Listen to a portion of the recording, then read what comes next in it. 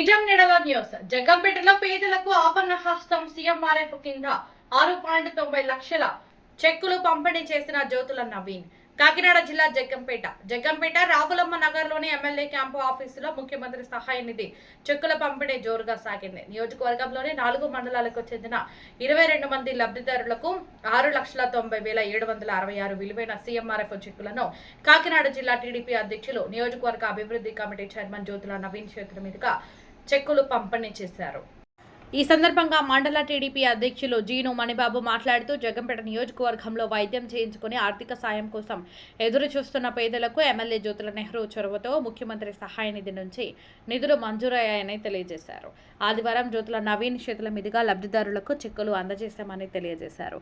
వైద్య ఖర్చుల భారంతో ఇబ్బంది పడుతున్న వారు ఎవరైనా సరే సీఎంఆర్ఎఫ్కు దరఖాస్తు చేసుకోవచ్చని మణిబాబు పేర్కొన్నారు.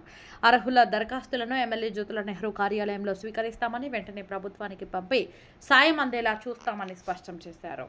అనారోగ్యంతో కుంగిపోయిన పేద కుటుంబాలకు సీఎంఆర్ఎఫ్ పెద్ద ఊరటనిస్తుందని, ప్రభుత్వ సాయాన్ని సకాలంలో అందించడమే లక్ష్యంగా పనిచేస్తున్నామని నాయకులు పేర్కొన్నారు.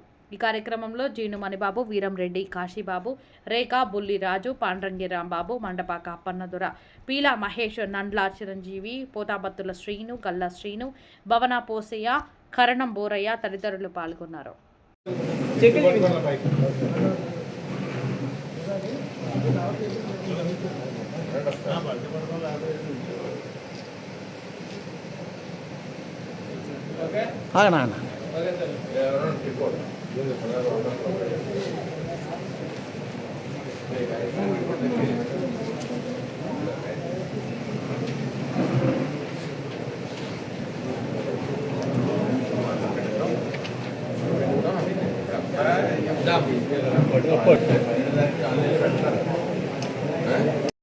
ఈ రోజున ఇక్కడ మన నాయకులు జ్యోతుల నెహ్రూ గారు విజయవాడ నుంచి ఇవాళ 22 చెక్కులు 4 మండలాల చెక్కులు కలిపి 6,90,766 రూపాయలు చెక్కులు తేవడం జరిగింది. ఈరోజు మన యువ నాయకులు కాకినాడ జిల్లా పార్టీ అధ్యక్షులు జ్యోతుల నవీన్ గారి చేతుల మీదుగా వీళ్ళందరికీ కూడా చెక్కులు పంపిణీ జరిగింది.